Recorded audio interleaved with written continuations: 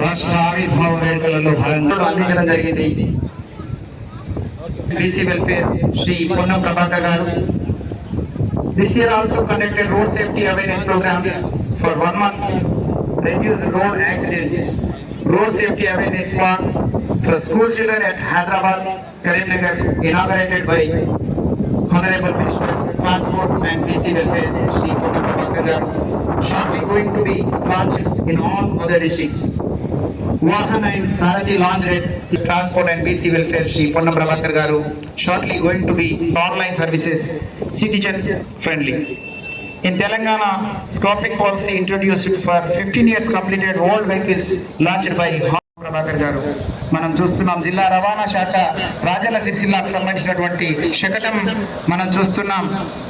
రవాణా TGPSC notification ద్వారా 113 ఏఎంకేషన్ ఇవ్వడం, అందులో 112 మంది అభ్యర్థులను ఎంపిక చేయడం, 97 మంది అభ్యర్థులకు నియామకాలు జారీ చేయడం, మిగిలిన 15 పోస్టులు ధృవీకరణలో ఉండడం, ఇవన్నీ మనం గమనించవచ్చు.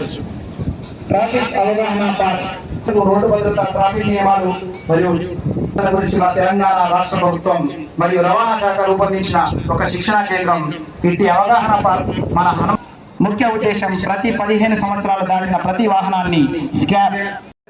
రంగారెడ్డి, సిద్దిపేట మరియు సంగారెడ్డి జిల్లాలలో స్క్రాప్ కొనుగోలు కేంద్రాలు రవాణా శాఖ ఆధ్వర్యం ద్వారా ఏర్పాటు చేయడం జరిగింది. రోడ్డు భద్రత, ట్రాఫిక్ గుర్తులు ప్రమాదం జరగకుండా ఏర్పాటు చేయడం జరిగింది. ఎట్టి కార్యక్రమాలలో సంస్థలందు, ఆర్టీసీ డిపోలలో మరియు ఇతర సంస్థల యందు ట్రాఫిక్ నియమ నిబంధనలపై అవగాహన చేయడం జరుగుతోంది. సారథి, మన తెలంగాణ రాష్ట్ర ప్రభుత్వం ప్రజల సౌకర్యార్థం సారథి పోర్టల్ ఏర్పాటు చేసింది. మన తెలంగాణ ప్రభుత్వం అభివృద్ధిలో భాగంగా మరియు కాలుష్య రహిత రాష్ట్రంగా ఏర్పాటు చేయడంలో భాగంగా ఎలక్ట్రిక్ వాహనాలను ప్రవేశపెడుతోంది.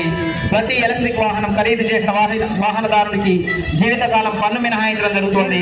మరియు రాష్ట్ర రోడ్డు రవాణా సంస్థలో కూడా ఎలక్ట్రిక్ బస్సులు ప్రవేశపెట్టడం జరుగుతుంది. మహిళా సాధికారతే ధ్యేయంగా మహాలక్ష్మి ఉచిత ప్రయాణ పథకం తెలంగాణ రాష్ట్ర ప్రభుత్వం ప్రతిష్టాత్మకంగా నిర్వహిస్తోంది. అందులో భాగంగా ప్రతి మహిళ ఆధార్ కార్డు ఆధారంగా చేసుకొని బస్సులో ప్రయాణం చేయవచ్చు.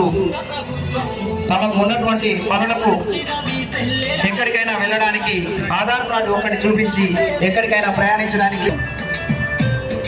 లాజిస్టిక్స్ విభాగం 2024-2025 సంవత్సరాల్లో 43.96 లక్షల పార్సిల్ రవాణా చేయడం జరిగింది. హైదరాబాద్ పరిధిలో హోమ్ డెలివరీ సేవలు కూడా నిర్వహించడం జరుగుతుంది. కార్పొరేట్ బల్క్ బిజినెస్ ద్వారా 1.35 లక్షల పార్సిల్ రవాణా చేయడం జరుగుతుంది. ఖాళీ స్థలాల సముదాయాల నిర్మాణం జరుగుతోంది. సంస్థ ఆధ్వర్యంలో 34 పెట్రోల్ బంకులు రానున్న రోజులలో అదనంగా 50 బంకుల విస్తరణకు మార్గం సుగమమైంది. ఇలా ముందుకు సాగుతోంది. ముఖ్య అతిథులు వారి చేతుల మీదుగా కోరుతున్నాం.